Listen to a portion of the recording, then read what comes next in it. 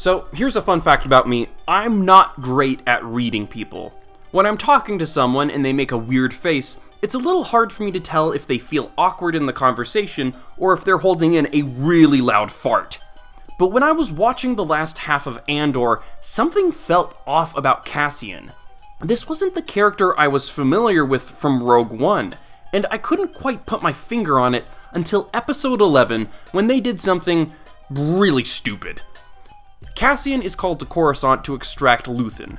He isn't aware of it yet, but Luthen is dead at this point.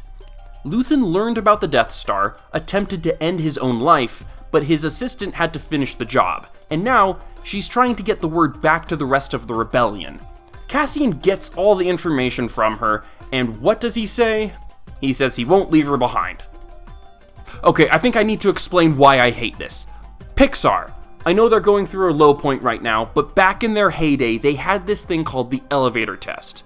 The elevator test is a thought experiment where you put a character in an elevator and make the elevator break down. The experiment is to see how the character will act when stranded in the elevator.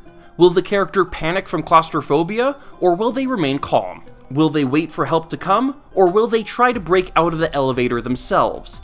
The elevator test is to help understand the character being created. If you want a practical example of this, you can find one in Revenge of the Sith. When Anakin and Obi-Wan get stuck in an elevator, they act differently. Anakin is more anxious to get moving, and starts cutting through the ceiling to get out. Meanwhile, Obi-Wan is more patient and reaches out to R2. Anakin is the type of person that immediately looks for solutions, even when they aren't the best course of action. This becomes important later on in the movie when Padme's life is on the line and Anakin turns to the wrong solution that ends in his tragic downfall. Meanwhile, Obi-Wan is more patient and analyzes his situation before coming to a solution.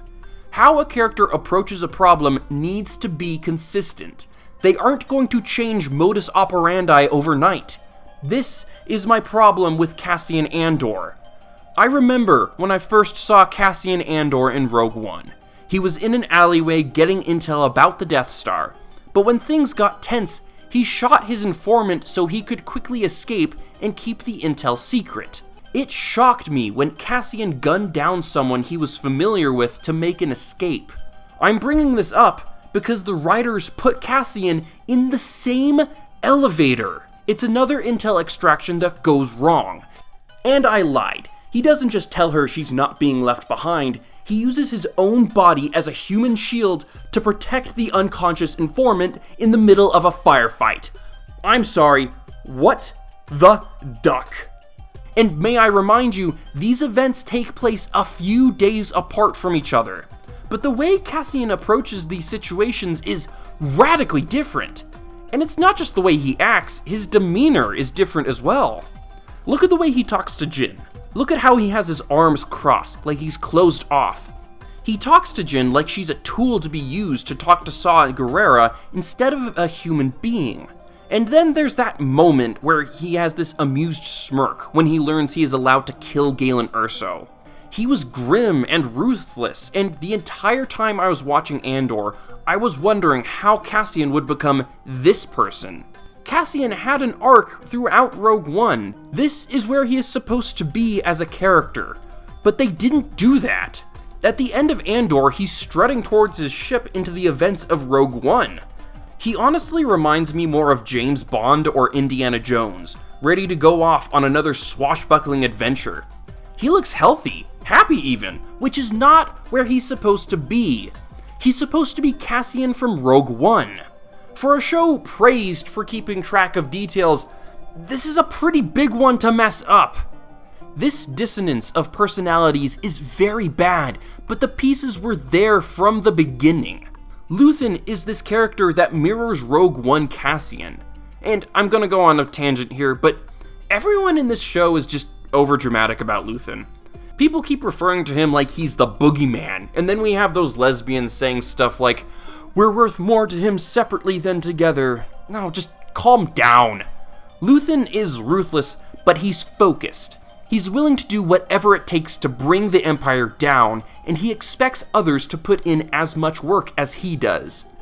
but he does get grim and a little overzealous with his objective. And then there's Bix. I already mentioned how much I loathe her writing, but I'm not done yet. Bix is one of the characters that could have had an enormous influence on making Cassian more like his Rogue One counterpart by giving her a tragic end. Mind you, Bix was in her condition in part because of Cassian's reckless actions. If she had perished, it would have most definitely affected Cassian and turned him into a more grim individual. Heck, Gorman would have been the perfect place to do this. Before Cassian charges into the Gorman massacre, he's given this rundown from his friend about Dedra Meero. Bix picks up the tablet with Dedra's photo, and the way she looks down at the tablet gives this impression that she wants to enact her revenge on Dedra as well. If she had gone through with this, she would have met her tragic end in the massacre and made it even more devastating. Okay, I've got to pull myself back here for a second before I go too far overboard, but do you see what I'm saying? Cassian Andor isn't who he's supposed to be before the events of Rogue One. It's like a changeling took his place, and yet the pieces are there to make it happen. Andor is just a frustrating series. I can understand why people are excited. We have been starved of good Star Wars series for a while now. It's better than the sequel trilogy or anything Dave Filoni has made in the last 3 years. But when people say that Andor is the best Star Wars ever, I have to disagree. This is why I find the show so disappointing. I wish you luck trying to change my mind about this in the comments. That guy is going to have to dig up some archaic stone slab from Mesopotamia and the ghost of William Shakespeare to change my mind about this show. But you know what? That's just my thoughts. Like and subscribe if you want to, and I'll see you guys some other time. Bye.